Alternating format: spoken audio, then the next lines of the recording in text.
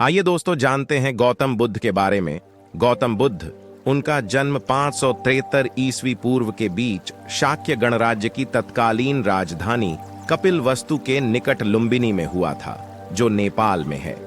Lumbini one Nepal के तराई क्षेत्र में कपिलवस्तु और देवदह के बीच नौतनवा स्टेशन से 8 मील दूर पश्चिम में रुक्मिंदेई नामक स्थान के पास स्थित था। कपिलवस्तु की महारानी महामाया देवी के अपने नैहर देवदह जाते हुए रास्ते में प्रसव पीड़ा हुई और वहीं उन्होंने एक बालक को जन्म दिया। शिशु का नाम सिद्धार्थ रखा गया।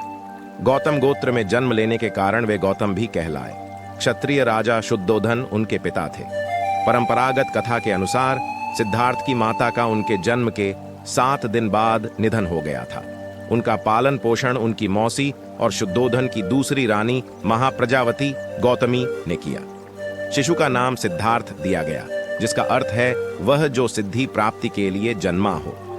जन्म समारोह के दौरान साधु दृष्टा आसित ने अपने पहाड़ के निवास से घोषणा की, बच्चा आइए गौतम बुद्ध के शिक्षा एवं विवाह के बारे में जानते हैं। सिद्धार्थ ने गुरु विश्वामित्र के पास वेद और उपनिषद को तो पढ़ा ही, राजकाज और युद्ध विद्या की भी शिक्षा ली। कुश्ती, घुड़दौड़, तीर कमान, रथ हाँकने में कोई उसकी बराबरी नहीं कर पाता। 16 वर्ष की उम्र में सिद्धार्थ का कन्या यशोधरा के साथ विवाह हुआ। पिता द्वारा आर्तुओं के अनुरूप बनाए गए वैभवशाली और समस्त भोगों से युक्त महल में वे यशोधरा के साथ रहने लगे, जहां उनके पुत्र राहुल का जन्म हुआ। लेकिन विवाह के बाद उनका मन वैराग्य में चला और सम्यक सुख शांति के लिए उन्होंने अपने परिवार का त्याग कर दिया। राजा शुद्धोधन ने सिद्धार्थ के लिए भोग विलास का भरपूर प्रबंध कर दिया।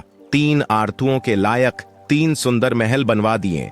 वहां पर नाच गान और मनोरंजन की सारी सामग्री जुटा दी गई। दास दासी उसकी सेवा में रख दिए गए।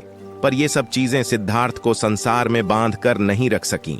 वसंत ऋतु में एक दिन सिद्धार्थ बगीचे की सैर पर निकले। उन्हें सड़क पर एक बूढ़ा आदमी दिखाई दिया। उसके दांत टूट गए थे, बाल पक गए थे, शरीर टेढ़ा हो गया था। हाथ में लाठी पकड़े धीरे धीरे कांपता हुआ वह सड़क पर चल रहा था। दूसरी बार कुमार जब बगीचे की सैर को निकला तो उसकी आंखों के आगे एक रोगी आ गया। उसकी सांस तेजी से चल रही थी, कंधे ढीले पड़ गए थे, बाहें सूख गई थीं, पेट फूल गया था, चेहरा पीला पड़ गया था। दूसरे के सहारे वह बड़ी मुश्किल से चल पा रहा था। तीसरी बार सिद्धार्थ को एक अर्थी मिली। 4 आदमी उसे उठाकर लिए जा रहे थे। पीछे पीछे बहुत से लोग थे। कोई रो रहा था, कोई छाती पीट रहा था, कोई अपने बाल नोच रहा था। इन दृश्यों ने सिद्धार्थ को बहुत विचलित किया। उन्होंने सोचा कि धिक्कार है जवानी को जो जीवन को सोख लेती है। धिक्कार है स्वास्थ्य को जो शरीर को नष्ट कर देता है। धिक्कार है जीवन को जो इतनी जल्दी अपना अध्याय पूरा कर देता है। क्या बुढ़ापा, बीमारी और मौत सदा इसी तरह होती रहेगी सौम्य? चौथी बार कुमार बगीचे की सैर को निकला तो उसे एक सन्यासी दिखाई पड़ा। संसार की सारी भावनाओं और कामनाओं से मुक्त प्रसन्न चित्त सन्यासी ने सिद्धार्थ को आकृष्ट किया। सुंदर पत्नी यशोधरा, दुधमुहे राहुल और कपिलवस्तु जैसे राज्य का मोह छोड़कर सिद्धार्थ तपस्या के लिए चल पड़े। वह राजगृह पहुंचे, वहां भिक्षा मांगी। सिद्धार्थ घूमते घूमते आलार कालाम और उद्दक रामपुत्र के पास पहुंचे। उनसे योग साधना सीखी, समाधि लगाना सीखा, पर उससे उसे संतोष नहीं हुआ। वह उरुवेला पहुंचे और वहां पर तरह तरह से तपस्या करने लगे। सिद्धार्थ ने पहले तो केवल तिल चावल खाकर तपस्या शुरू की, बाद में कोई भी आहार लेना बंद कर दिया। शरीर सूखकर कांटा हो गया। 6 साल बीत गए तपस्या करते हुए। सिद्धार्थ की तपस्या सफल नहीं हुई। शांति हेतु बुद्ध का मध्यम मार्ग। एक दिन कुछ स्त्रियां किसी नगर से लौटती हुई वहां से निकलीं, जहां सिद्धार्थ तपस्या कर रहे थे। उनका एक गीत सिद्धार्थ के कान में पड़ा, वीणा के तारों को ढीला मत छोड़ो। ढीला छोड़ देने से उनका सुरीला स्वर नहीं निकलेगा, पर तारों को इतना कसो भी मत कि वे टूट जाएं। बात सिद्धार्थ को झांच गई। वह मान गए कि नियमित आहार विहार से ही योग सिद्ध होता है। अति किसी बात की अच्छी नहीं। किसी भी प्राप्ति के लिए मध्यम मार्ग ही ठीक होता है और इसके लिए कठोर तपस्या करनी पड़ती है। ज्ञान की प्राप्ति बुद्ध के प्रथम गुरु आलार कलाम थे, जिनसे उन्होंने संन्यास काल में शिक्षा प्राप्त की। 35 वर्ष की आयु में वैशाखी पूर्णिमा के दिन सिद्धार्थ पीपल वृक्ष के नीचे ध्यानस्थ थे। बुद्ध ने बोधगया में निरंजना नदी के तट पर कठोर तपस्या की तथा सुजाता नामक लड़की के हाथों खीर खाकर उपवास तोड़ा। समीपवर्ती गांव की एक स्त्री सुजाता को पुत्र हुआ। वह बेटे के लिए एक पीपल वृक्ष से मन्नत पूरी करने के लिए सोने के थाल में गाय के दूध की खीर भरकर पहुंची। सिद्धार्थ वहां बैठा ध्यान कर रहा था। उसे लगा कि वृक्ष देवता ही मानो पूजा लेने के लिए शरीर धर कर बैठे हैं। सुजाता ने बड़े आदर से सिद्धार्थ को खीर भेंट की और कहा, जैसे मेरी मनोकामना पूरी हुई उसी तरह आपकी भी हो। उसी रात को ध्यान लगाने पर सिद्धार्थ की साधना सफल हुई। उसे सच्चा बोध हुआ। तभी से सिद्धार्थ बुद्ध कहलाए। जिस पीपल वृक्ष के नीचे सिद्धार्थ को बोध मिला वह बोधि वृक्ष कहलाया और गया का समीपवर्ती वह स्थान बोध गया। धर्म चक्र प्रवर्तन। वे 80 वर्ष की उम्र तक अपने धर्म का संस्कृत के बजाय उस समय की सीधी सरल लोक भाषा पाली में प्रचार करते रहे। उनके सीधे सरल धर्म की लोकप्रियता तेजी से बढ़ने लगी। 4 सप्ताह तक बोधि वृक्ष के नीचे रहकर धर्म के स्वरूप का चिंतन करने के बाद बुद्ध धर्म का उपदेश करने निकल पड़े। आषाढ़ की पूर्णिमा को वे काशी के पास मृगदाव, वर्तमान में सारनाथ, पहुंचे। वहीं पर उन्होंने सर्वप्रथम धर्मोपदेश दिया और प्रथम 5 मित्रों को अपना अनुयायी बनाया और फिर उन्हें धर्म प्रचार करने के लिए भेज दिया। महाप्रजापति गौतमी, बुद्ध की विमाता, को सर्वप्रथम बौद्ध संघ में प्रवेश मिला। आनंद बुद्ध का प्रिय शिष्य था।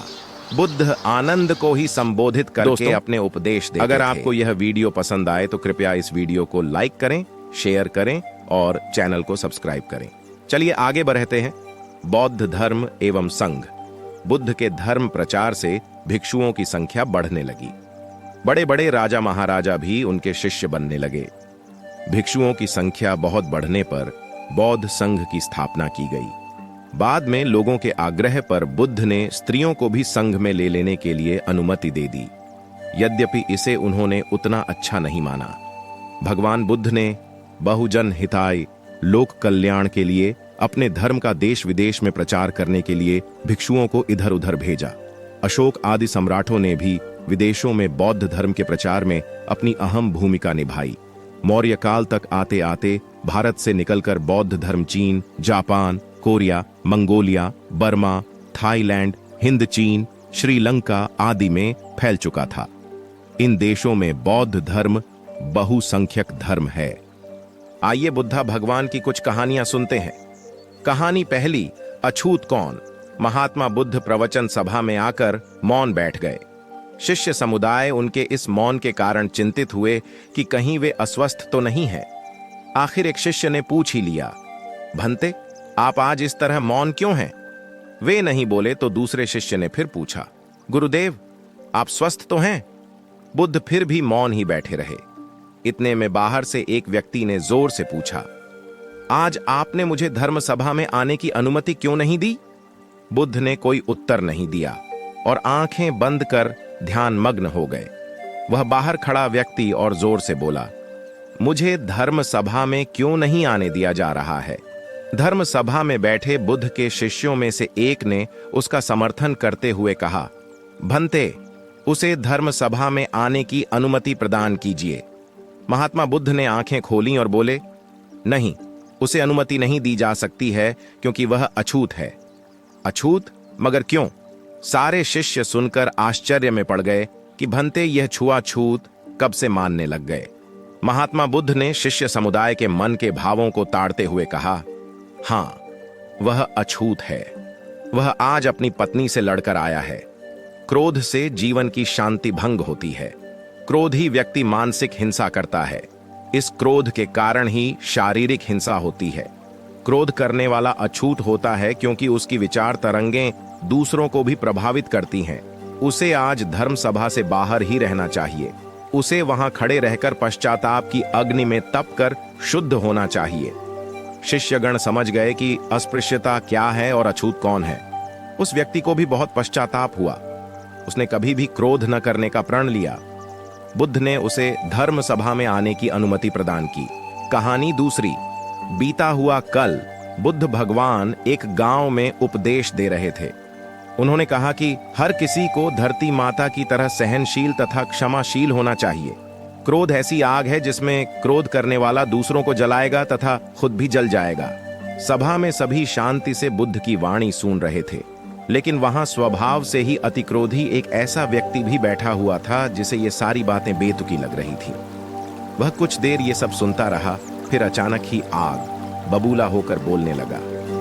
तुम पाखंडी हो, बड़ी बड़ी बातें करना यही तुम्हारा काम है। तुम लोगों को भ्रमित कर रहे हो। तुम्हारी ये बातें आज के समय में कोई मायने नहीं रखती। ऐसे कई कटु वचनों सुनकर भी बुद्ध शांत रहे। अपनी बातों से ना तो वह दुखी हुए, ना ही कोई प्रतिक्रिया की। यह देखकर वह व्यक्ति और भी क्रोधित हो गया और उसने बुद्ध के मुंह पर थूक कर वहां से चला गया। अगले दिन जब उस व्यक्ति का क्रोध शांत हुआ तो उसे अपने बुरे व्यवहार के कारण पछतावे की आग में जलने लगा और वह उन्हें ढूंढते हुए उसी स्थान पर पहुंचा। पर बुद्ध कहाँ मिलते, वह तो अपने शिष्यों के साथ पास वाले एक अन्य गांव निकल चुके थे। व्यक्ति ने बुद्ध के बारे में लोगों से पूछा और ढूंढते ढूंढते जहां बुद्ध प्रवचन दे रहे थे वहां पहुंच गया। उन्हें देखते ही वह उनके चरणों में गिर पड़ा और बोला, मुझे क्षमा कीजिए प्रभु। बुद्ध ने पूछा, कौन हो भाई, तुम्हें क्या हुआ है, क्यों क्षमा मांग रहे हो? उसने कहा, क्या आप भूल गए, मैं वही हूं जिसने कल आपके साथ बहुत बुरा व्यवहार किया था। मैं शर्मिंदा हूं, मैं मेरे दुष्ट आचरण की क्षमा याचना करने आया हूं। भगवान बुद्ध ने प्रेम पूर्वक कहा, बीता हुआ कल तो मैं वहीं छोड़कर आया गया और तुम अभी भी वहीं अटके हुए हो।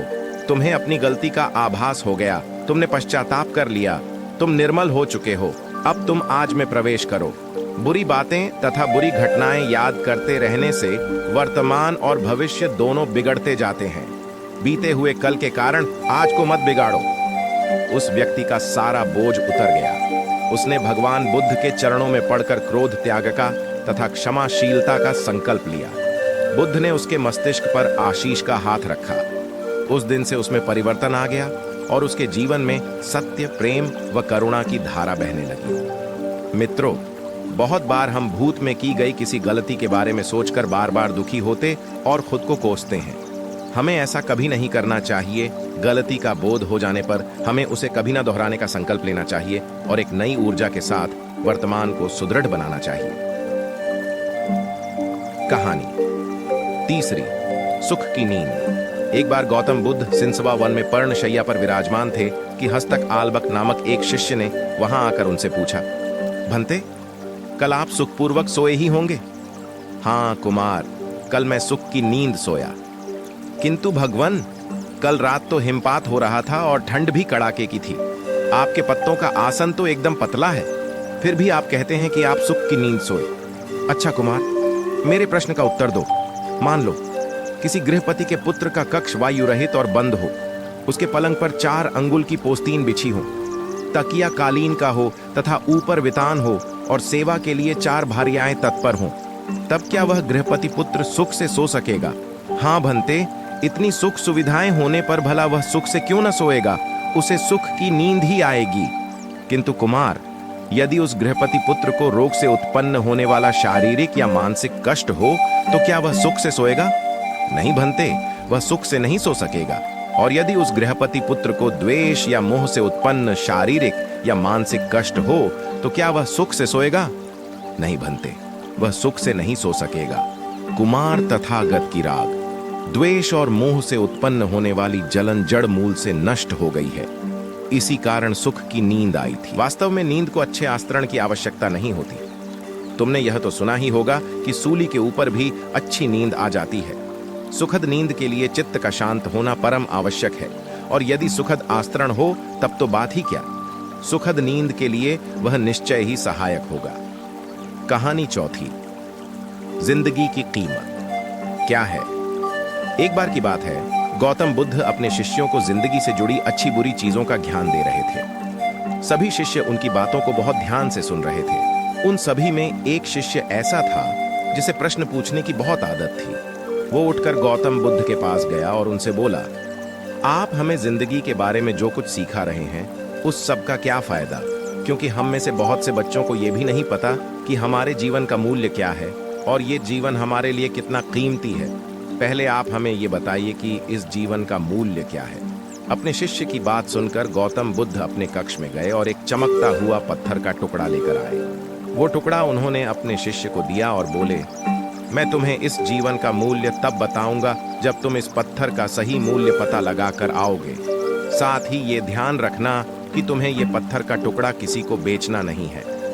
गौतम बुद्ध की बात मानकर वो शिष्य बाजार की तरफ चला गया।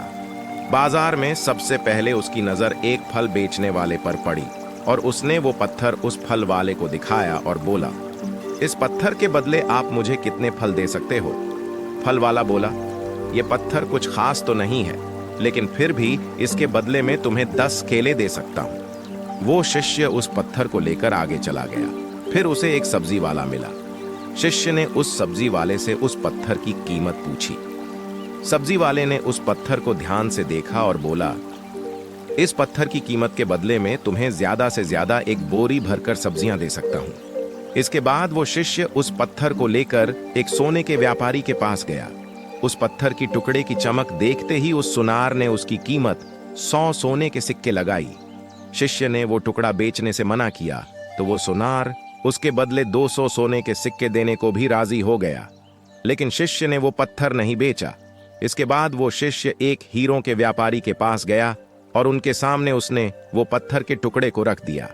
उस पत्थर को देखते ही हीरों के व्यापारी ने एक साफ कपड़ा बिछाया, उस पत्थर को उसके ऊपर रखा, फिर उसकी परिक्रमा की और हाथ जोड़कर उस पत्थर को कपड़े में लपेटते हुए वो बोला, तुम जिसे मामूली पत्थर समझकर उसकी कीमत पूछ रहे हो, असल में ये एक बेशकीमती रूबी है। ऐसा रूबी हर किसी को नहीं मिलता। मैं अगर अपना सब कुछ बेच भी दूं तो भी इसकी कीमत नहीं चुका सकता। उस व्यापारी की बातें सुनकर वो शिष्य हैरान हो गया। वो दौड़ा दौड़ा सीधा बुद्ध के पास आया और उन्हें उसने जो कुछ भी बाजार में हुआ वो सब बताया।